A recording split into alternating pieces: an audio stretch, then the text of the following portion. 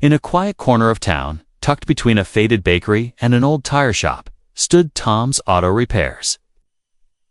The sign above the garage had chipped letters and rust stains from years of sun and rain. Most folks didn't look twice when passing by, but those who lived nearby knew that Tom, the owner, was the kind of man who would never turn away someone in need. Tom was in his late 50s, with calloused hands, a beard peppered with gray, and deep lines on his face from years of hard work. He had opened the shop nearly 30 years ago after returning from military service. His dream had been simple: fix cars, make an honest living, and help others when he could.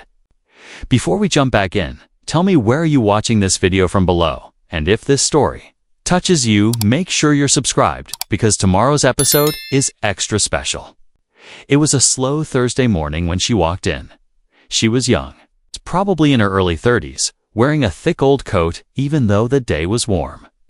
Her jeans were dusty, her shoes worn out, and her eyes tired but kind. She carried a small bag over her shoulder and looked like she hadn't had a proper meal in days. Tom had been under the hood of a red pickup truck when he saw her standing at the edge of the garage. "Excuse me?" she said, her voice soft. "Uncertain. Are you the owner?" Tom wiped his hands on a rag and stepped out. "That's me, Tom. What can I help you with?" She hesitated, then took a deep breath. "My car. It broke down a few blocks from here. It's an old Civic. I pushed it as far as I could, but then the engine just gave up." Tom nodded slowly. "You want me to take a look at it?"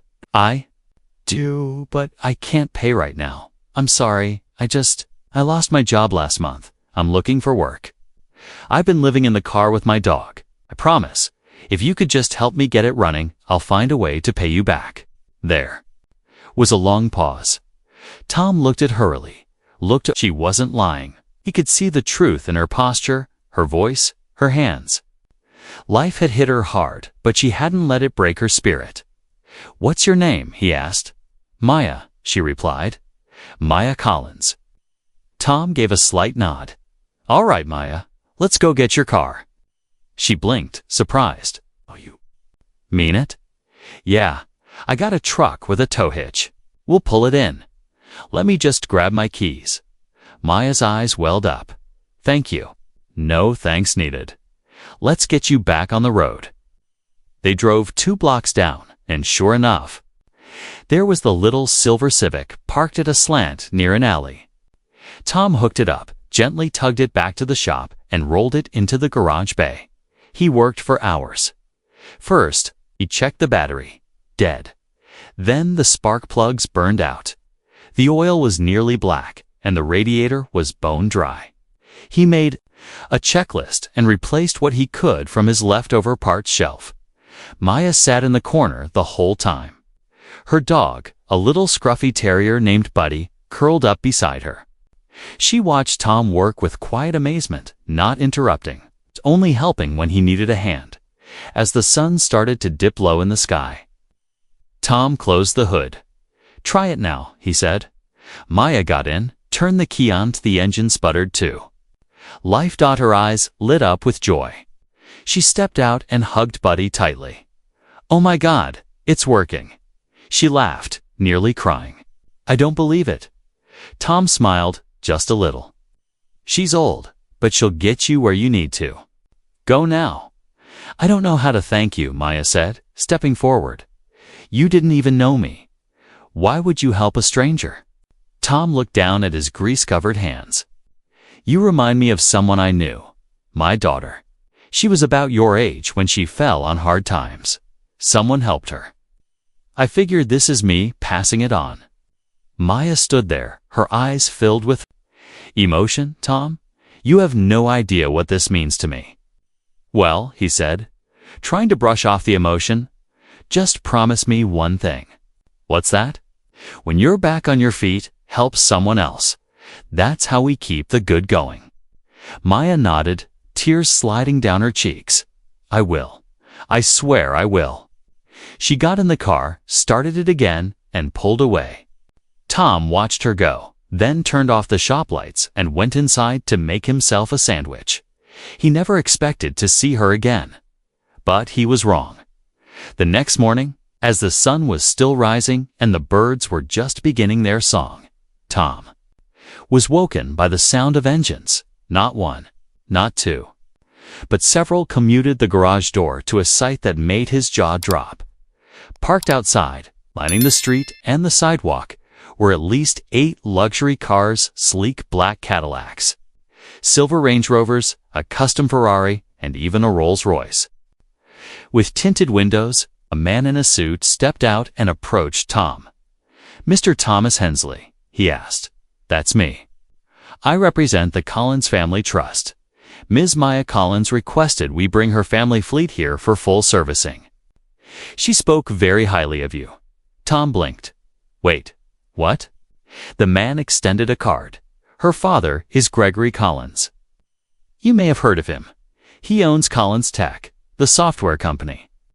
Tom's jaw nearly hit the floor. Before he could respond, Maya stepped out of a black SUV. She looked completely different. Clean clothes, her hair neatly tied, a strong and radiant smile on her face. "Morning?" "Tom," she said softly. He stared at her, speechless. "I didn't lie about being broke," she said. "I left everything to live on my own, to prove to myself I could. I didn't want my family's help. But what you did for me? No one else has ever treated me like that. Not even knowing who I was." Tom began, but stopped. "I told my dad. I told him everything. And now," she gestured to the line of cars, "we're your newest clients." One by one, drivers got out of the luxury cars and handed over keys. Tom looked around, overwhelmed. His little shop that had struggled to survive for years was now buzzing with million-dollar cars and well-dressed men and women calling him sir. But it wasn't just the cars. Maya stepped closer and handed him a sealed envelope. He opened it slowly. Inside was a check, a very large check.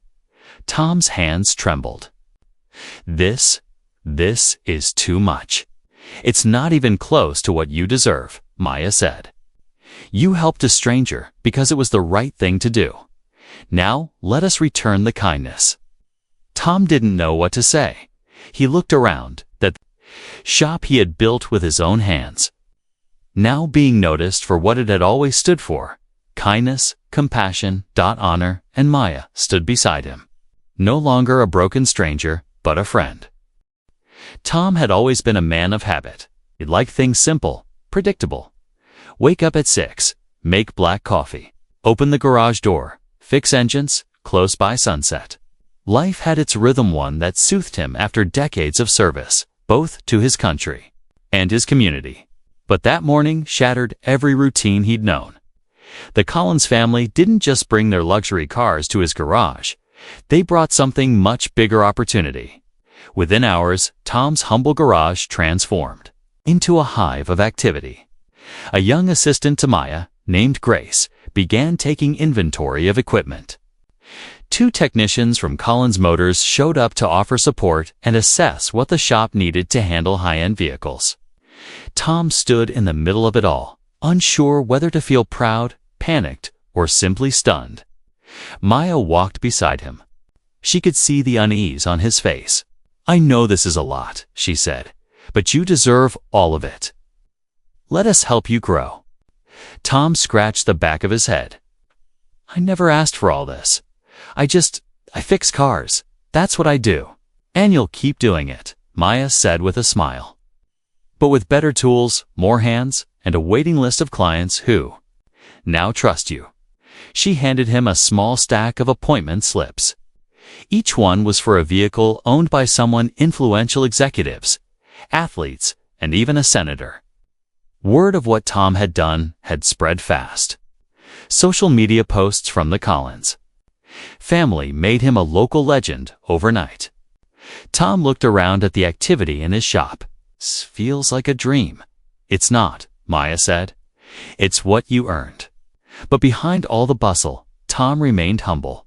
He asked for no cameras, no interviews. He refused to increase his prices or treat wealthy clients any different than he had treated Maya. He trained 2 new apprentices within the next week, both young men from the neighborhood who had struggled to find work. Jamal, 22, was fresh out of trade school but couldn't land a job because of a minor criminal record. Eli, 19, had dropped out of high school but loved cars and had raw talent. Tom welcomed them both. "I don't care where you came from," he told them. "I care about what you do next." Under Tom's guidance, the 2 flourished. Business exploded. Within a month, Tom's Auto Repairs had expanded into the vacant warehouse next door. With Maya's support, they upgraded everything new. Lifts, diagnostic computers, even a small lounge for clients. But success didn't change Tom. Every morning, he still opened the shop with his thermos of black coffee. He still greeted every customer by name.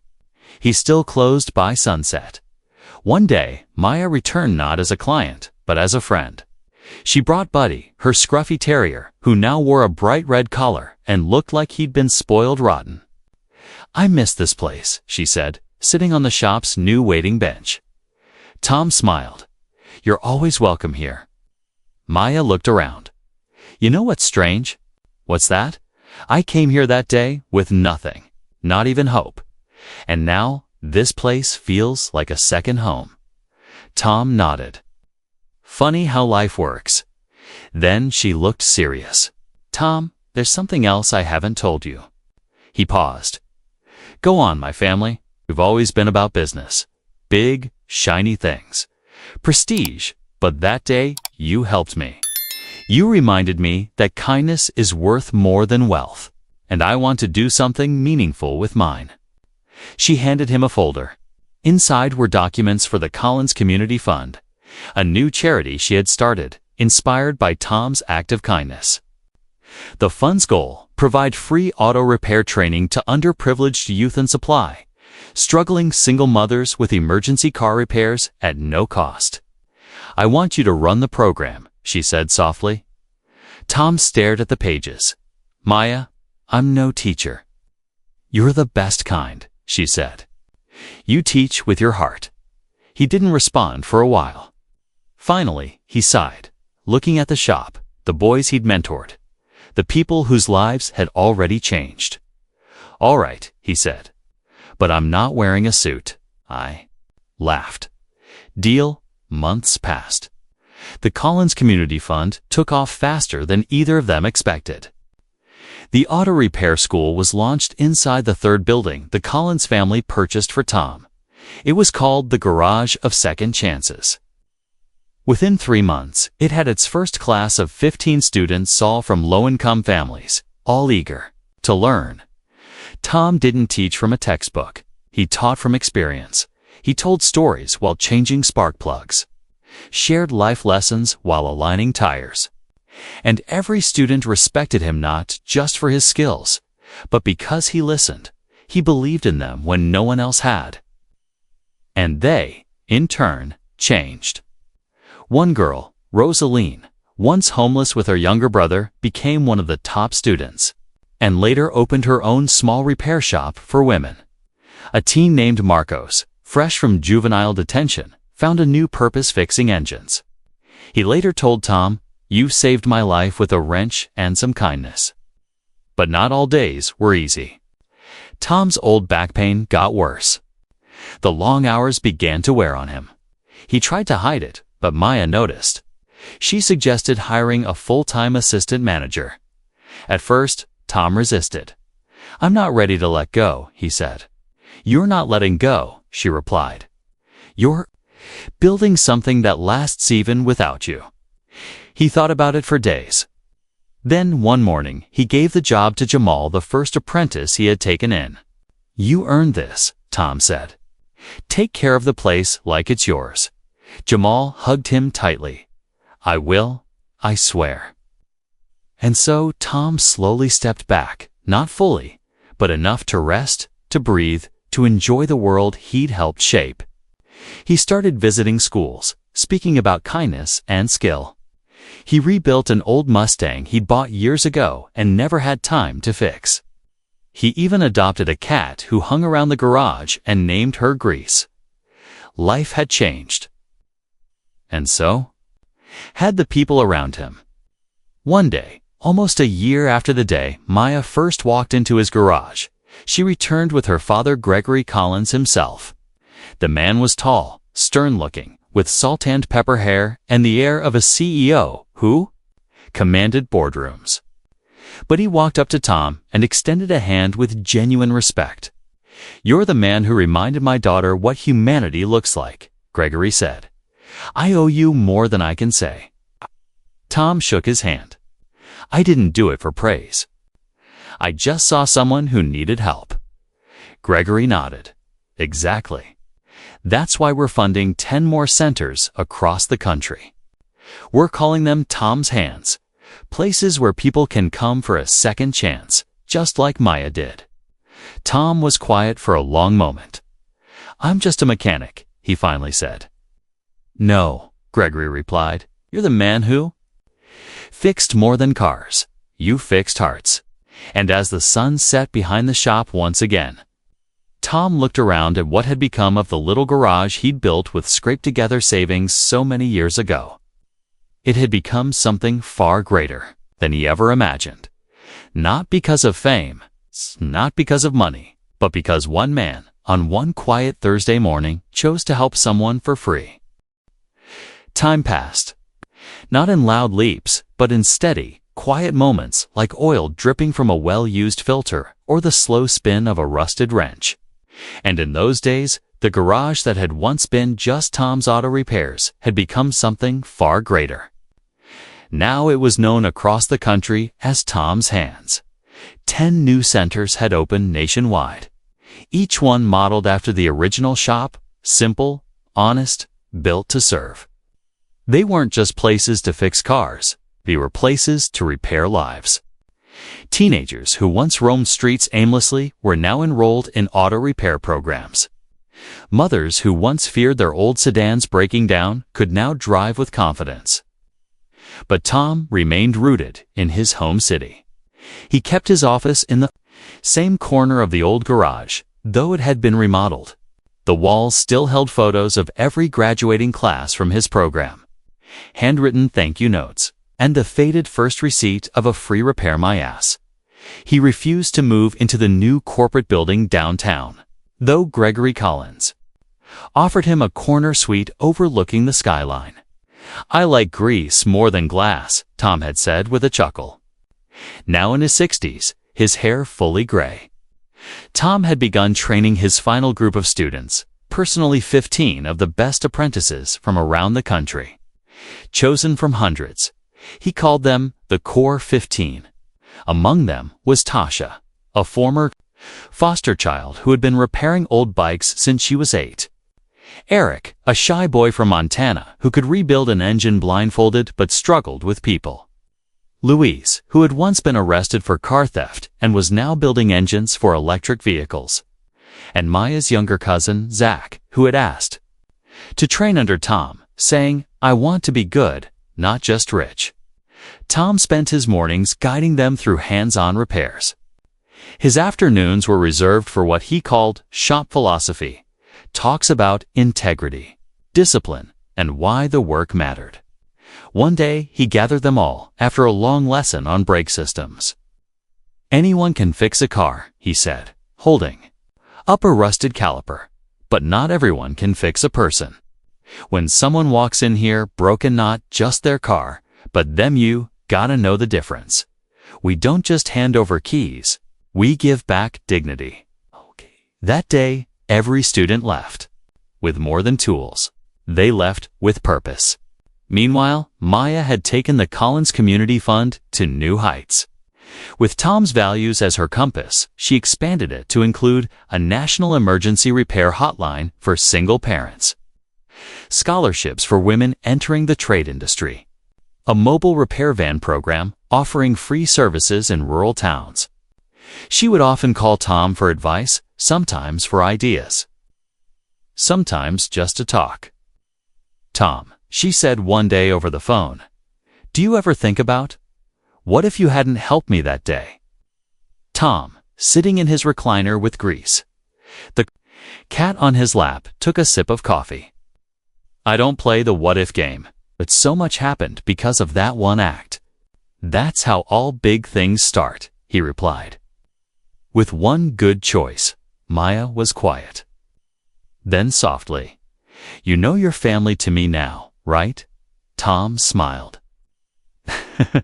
"I figured that out when you brought Buddy a sweater." Later that month, the shop received a visit from an unexpected guest. A man walked in wearing dark jeans, a leather jacket, and worn-out boots. His beard was thick, his hair shaggy, and his eyes carried weight pain, regret, and something else, hope. Tom looked up from his bench. "Can I help you?" "Hope so," the man said. "Name's Cole. I heard about this place while I was inside." Tom didn't flinch. "Inside prison," Cole said bluntly. "Did for years, got out last month. I used to be a mechanic. Not certified, but I know engines. I know.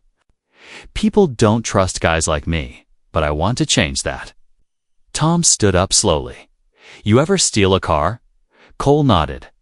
"More than once." Tom looked him dead in the eye. "You ever fix one for free?" Cole blinked. "No." Tom reached into a drawer and tossed him a wrench. "Then today's a good day to start." That was it. No questions, no papers, no background check. Just a wrench, an open door, and a second chance. Cole started as a volunteer, cleaned tools, washed bays, took notes. After 2 months, Tom let him co-lead a class. 6 months in, Cole had gained the respect of every student. And Tom, watching from his corner stool, smiled quietly. Another life turned around. Another seed planted. But not everything was easy. One chilly morning, Tom was rushed to the hospital. His knees had buckled as he tried lifting a transmission, and he'd blacked out.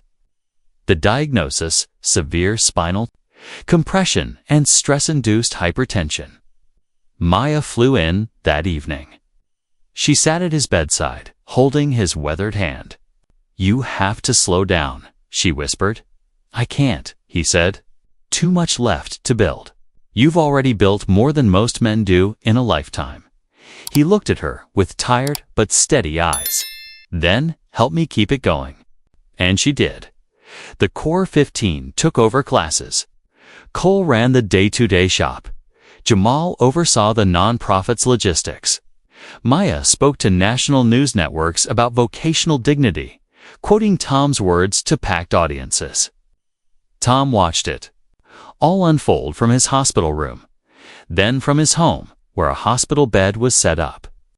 Students visited daily. So did former clients, old friends, and people who had only heard his story. Letters poured in, some from as far as Japan, others from small farms in Kansas. One handwritten note said, "Dear Mr. Tom, I'm 12 years old and want to be a mechanic like you. My mom cried when she read your story. Thank you for being kind. Love, Brandon." Tom wept when he read that one. On his 65th birthday, the Collins family hosted a surprise celebration at the original garage. It wasn't fancy, just barbecue, laughter, engine grease, and the sound of Buddy barking at balloons. Maya stood with a microphone, trying not to cry. "This man didn't just change my life. He showed me the meaning of decency. He helped me when I had nothing, asked for nothing in return, and taught me that the smallest acts are often the most powerful." She turned to him. "We love you, Tom." The crowd erupted in cheers, and Tom, sitting in his chair, nodded humbly. "I'm just a mechanic," but everyone knew better. He was a giant, quiet, kind, and unforgettable. That night, Tom stayed behind after the party. He rolled into the old garage bay in his wheelchair, alone. He looked around at the oil stains, the tools, the familiar smells of rubber and fuel. His gaze fell on the wall of the picture of Maya and Buddy.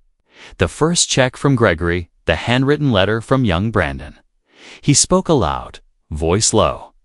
"Thank you for walking into my garage that day, Maya." As if on cue, Maya appeared. In the doorway, holding 2 cups of coffee. "One last cup?" she asked. He smiled. They sat in silence, watching the stars through the skylight. And in that stillness, it was clear. Sometimes one act of kindness doesn't just fix a car. It sets 1,000 wheels in motion. The seasons shifted quietly around Tom's garage. The days grew shorter, the air cooler. But within those walls, the warmth remained: the laughter of apprentices, the hum of impact wrenches, the low chatter of customers sipping complimentary coffee in the waiting area. Even as age caught up with him, Tom's presence was felt in every corner of the place he'd built. He no longer turned wrenches daily, but he turned lives. He taught with stories, with looks, with calm, deliberate words that landed like blueprints on the hearts of those listening. And when he smiled, people listened. The garage of second chances had become more than a neighborhood secret. By the 2nd anniversary of the first Tom's Hand Center, there were now 28 open across the country, with 9 more under construction.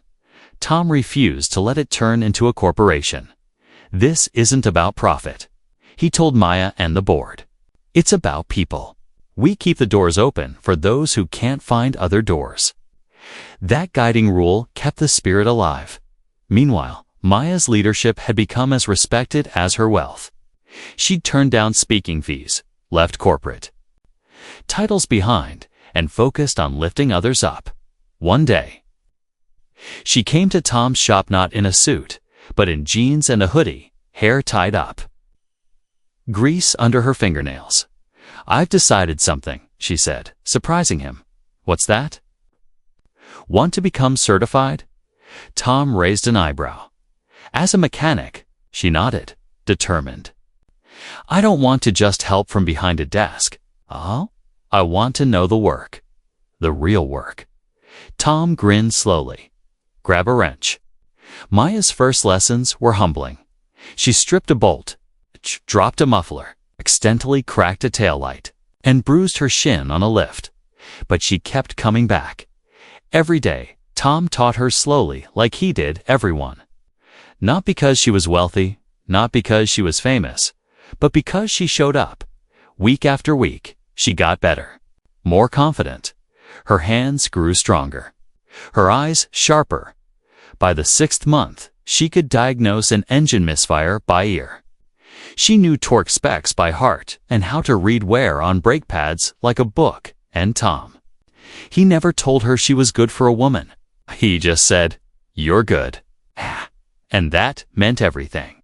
At the same time, something began brewing behind the scenes. Something unexpected. Tom received a visit from an old friend, a man he hadn't seen since his Army days. Retired General Peter Marcus. The man arrived in a black SUV, stepped out in a crisp jacket, and embraced Tom with the strength of memory. "Still fixing things?" Marcus asked. "Still breaking them." Tom joked. They laughed like no time had passed. Over coffee, Peter got serious. "We're launching a program for veterans transitioning back to civilian life. Mechanics, trades, even counseling. But it's lacking one thing: heart. You ever think about letting your model reach the VA?" Tom was quiet. "That kind of deal brings bureaucracy," he said slowly, "but also brings thousands of men and women who need something real." Tom leaned back, stared out the window. "Then we do it on our terms." And so, together with Maya, they crafted a pilot version of Tom's Hands for veterans. It launched in Colorado first, then Texas, then Virginia. Former soldiers, some with PTSD, others with lost limbs or lost purpose, now found themselves rebuilding engines and rebuilding confidence. One vet named Darius, who hadn't spoken much in years, restored an entire 1972 Chevelle SS with 2 apprentices. On the day, it roared to life. He stood beside Tom, teary-eyed. Dotto quotes this, ... "This gave me something back," Darius whispered. "I thought I was done." Tom patted his shoulder. "You just needed the right spark." Meanwhile, back home, the original garage, though modernized, still felt like family. Tasha, now a senior technician, trained new recruits. Cole, once an ex-con with shaking hands, now led motivational talks in local high schools. Jamal had expanded the nonprofit's IT infrastructure and started night courses for coding alongside mechanics. And Maya? She passed her final exam and earned her ACE certification. Tom handed her the patch himself. Eyes proud but misty. "I don't give these out easily," he said, "but you've more than earned it." "I earned it because you believed I could," she replied. But even as life blossomed, there was a quiet knowing between them all. Tom was aging. More days in the chair, more breathless moments, more check-ups. He never complained. But one morning, while walking the garage floor, he collapsed. The shop fell silent. Maya rushed to his side. Paramedics arrived. He was diagnosed with advanced heart failure, hospitalized again. This time, the fight was harder. In his hospital room, Tom asked for just one thing: "Bring me my notebook." Inside was every lesson he'd written over the years. Scribbled thoughts, stories, bits of wisdom. He gave it to Maya. "Finish it," he said. "Not with my words, it's with yours and Jamal's. And Cole's. Fill it with the next chapter." She held it like it was sacred. "I will." And she did. Tom passed away peacefully 1 week later, with Grease curled at his feet and Maya holding his hand. The world mourned. The garage closed for 3 days. A national service was held in a hangar-turned-workshop, surrounded by veterans, apprentices, mechanics, CEOs, and mothers who had once driven broken cars into Tom's bay. Maya stood to speak. "He didn't just fix cars," she said. "He built futures. He built us." Then she read the last note Tom had written in his journal. "If you ever wonder what a life is worth, look at the people who smile when they remember you." And they did. In the months after, Maya took full leadership of Tom's hands. But she refused to call herself the founder. That title belongs to Tom. She expanded it into 50 states, built a scholarship in his name, wrote a book of his lessons called Under the Hood. Over the Heart, it became a national bestseller and the original garage. It remained open, exactly as Tom had left it. Not as a museum, but as a working shop, where one wall still held Maya's first receipt, and next to it, a plaque. "This is where one wrench changed the world." A year after Tom's passing, the world had changed, but the heartbeat of his legacy pulsed stronger than ever. Across cities and small towns, garages bore the same symbol: a simple wrench wrapped in an open hand. Tom's hands, but even with its growth now in 80 locations across the country, there remained one sacred truth, no matter how far the reach. Every center held Tom's values: kindness, fairness, dignity, service before self, and no place embodied. This more than the original garage, now called Tom's Bay. It stood unchanged. The walls remained lined with old license plates, photos of students, Maya's first repair certificate, and the free repair sign that started it all. It had become a living museum and a functioning repair shop. The waiting room had grown larger to accommodate daily visitors who came not for an oil change, but to sit in the space where the story began. Some came with letters, others brought their children. One woman drove 8 hours just to leave a thank you card on the wall. Inside the shop, Maya now worked part-time not because she had to, but because she wanted to. She kept a picture of Tom in her toolbox, and every morning before turning the key, she whispered, Let's get to work, Tom. That spring, a big announcement sent ripples through the automotive world. The Collins Foundation, now co-led by Maya, was partnering with several major car manufacturers to launch Project Reviva countrywide program offering free car repairs to low-income families and full scholarships to youth in underserved neighborhoods who wanted to enter the trades. But what made it truly unique? Each scholarship recipient had to complete at least 200 hours of free service at a local Tom's Hands center. The motto: if you're lifted, lift others. By summer, the program had already helped over 5,000 families. Single parents could now safely drive their kids to school. Veterans struggling with PTSD had found purpose under the hood. Teens with no direction had become certified, paid, and proud. And in every graduation ceremony, one phrase echoed: Tom would be proud. One evening, Maya sat in her small office above the garage. She held Tom's notebook in her lap, now fuller than ever, filled with stories from every corner of the country. She flipped to the last page and saw a sticky note left by Jamal. Come downstairs, we have a surprise. She walked down cautiously, suspicious when she opened the garage door. The bay lights flicked on. There stood the entire first graduating class of Tom's Hands Veterans Academy. Behind them was a car, an old 1967 Mustang. Restored, immaculate. Jamal stepped forward. It's for you. We rebuilt it from scratch. Engine, transmission, brakes. But look inside. She peeked through the window. The dashboard bore a small engraved plaque. To Maya, for keeping the flame alive. Her eyes watered. I don't deserve this, she whispered. Jamal smiled. You do, because you never let his legacy stay in the past. You brought it into the future. Later that week, Maya took a cross-country trip in that Mustang. No security. Team. No press, just her, a backpack. And the wind. She visited small Tom's Hands locations in Idaho, Georgia, Ohio. Each had its own flavor, some converted from barns, others tucked beside old diners. But they all had the same heartbeat.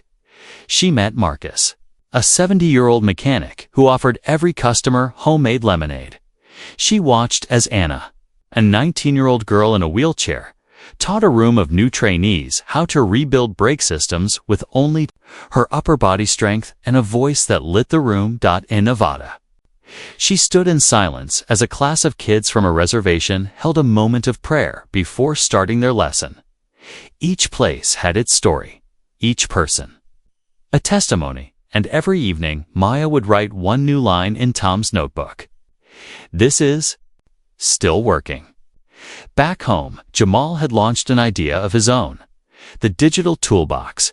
It was an online platform where students, mentors, donors, and customers could connect, trade knowledge, and request help. Not just for auto repair, but for life. Someone posted, "My car's fine, but I'm struggling with depression. Any mechanics out there who've been through this?" Dozens responded. "Come by the garage tomorrow. Let's talk." Been there. Brother, you're not alone. Soon, Tom's Hands wasn't just physical anymore. It was global. A movement. Then came a letter. Handwritten, no return address. Just to whoever runs Tom's Bay. Inside was a picture of a young man with scruffy hair standing beside a woman and two kids in front of a small house. They were smiling. The caption read, "He's the mechanic now. I'm the one with the second chance. Thank you." Attached was a folded receipt from the first ever repair Maya received from Tom. Stamped, $0. Oh, Maya framed it and put it right. Beside Tom's wrench, time moved forward. Children, born during the early days of the story, were now growing up inside it. One such child was named Thomas. He was Maya's son. He was 10, and he already knew how to change a tire blindfolded. One day, he asked Maya, what made him do it? "Fix your car for free." She looked at him, smiled softly, and replied, "He didn't fix the car. He fixed me." The car was just the beginning. Thomas nodded. "Can I do that too?" She placed Tom's wrench in his hand. "You already are." Years had passed since Tom first opened his garage to a woman in need. That woman, Maya, had long since become a household name, but never for the wealth she once inherited. No, she was known as something else now. The mechanic of mercy. A cross. The country Tom's hands had become a nationwide chain of hope. Not flashy, not loud, but steady. Present, essential. Hundreds of garages, tens of thousands of apprentices. Millions of lives touched. The world kept spinning. Cars still broke down, but now, so many people knew where to go. In the heart of the original garage Tom's bay, the hum of impact wrenches and laughter hadn't slowed. Jamal, now in his mid-30s, was the National Director of Operations. He still spent weekends under cars. Tasha had opened her own all-women Tom's Hands branch in Detroit, mentoring hundreds of girls each year. Cole, once feared for his record, now served on the city council and used his voice to advocate for second chances in every industry. And Maya? She stood in her coveralls every Monday morning, hand on her son's shoulder as he began his first apprenticeship. Yes, Thomas, Tom's namesake. Now 14 years old, quick-witted and kind, with a passion for old engines and even older values. One day, while taking apart a transmission with his mom, he paused and asked, "Do you think he sees?" Maya looked up from the parts tray. She didn't need to ask who he was. I think he never stopped. But the road of legacy is never smooth. That fall, a multinational corporation offered to buy Tom's Hands for nearly $2 billion. They promised to franchise it globally. Add touchscreen kiosks, digitize everything, automate repairs. Maya was offered her own private jet. The board was tempted. But she stood in front of them, holding up Tom's original notebook, the pages smudged with oil and dreams, and said, "We were never meant to be big. We were meant to be good." The deal was declined. The mission stayed intact. Around the same time, a new idea was born. A young man named Alex, a former foster kid turned master technician, proposed a radical project. Tom's Wheels, a mobile version of the garage. Trucks and vans outfitted with lifts, parts, and diagnostic tools, traveling to rural and remote communities that didn't have access to fixed garages. Maya loved it. Within a year, 20 Tom's Wheels vans were serving on the road reservations, deserts, mountain towns. One mechanic named Ruth drove her van 600 miles to a flooded town to help families with stranded vehicles. Another reached elderly folks who hadn't left their homes in months due to broken cars and poor health. One recipient, a woman named Carol, cried as her wheelchair-accessible van was repaired on her dirt driveway. "You didn't just fix my car," she told the tech. "You brought me back to life." That became the slogan of the mobile program, Back to Life. Maya received letters every week now. Some written by hand, others via email, all telling stories. One said, "My dad used to be angry all the time. After Tom's Hands gave him a job, he sings while making dinner." Another, "I was going to end my life. Then I met Tasha, who taught me how to fix brake lines and find joy in small things." Another, "I never believed a garage could feel like home, but yours did." She kept each letter in binders labeled by year. They filled a wall of her office. Next to the binders stood the original wrench, polished, but never unused. Then came the most unexpected chapter. A call from overseas. Woman named Amal from Jordan had started a women's mechanical cope inspired by Tom's story. She had read Under the Hood, Over the Heart in Arabic and shared it with her village. Her group had already fixed over 2,000 vehicles and trained 300 young women. Then a man from Brazil, a woman from the Philippines, an entire community in Uganda working under banana trees, using translated Tom's Hands manuals to build a garage from scrap. Each time they asked not for money, but for permission to carry the name. Maya always said yes, but made one rule. You must offer at least one free repair every week. And make sure the person leaves with more hope than they came with. Back in the U.S., Thomas was growing fast. At 17, he entered the National Auto Skills competition and won. Not because he was the fastest, but because he helped another team fix their car before finishing his own. He gave away points and still won. When reporters asked why, he simply said, "It's what Tom would have done." Eventually, it was time to pass the torch. Maya, now in her early 50s, stood before a crowd of employees, apprentices, and partners gathered for the 25th anniversary of Tom's Hands. Behind her stood the original team, Jamal, Cole, Tasha. A huge banner hung overhead, from one wrench to the world. She took a deep breath. When I met Tom, I had nothing but a broken car and broken spirit.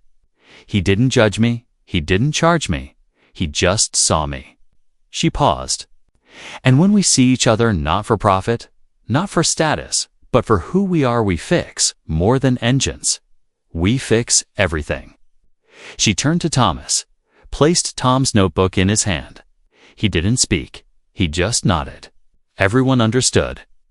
In the years that followed, Maya wrote one final book, The Garage That Saved Me. It wasn't just a memoir. It was a manual for building humanity in small spaces.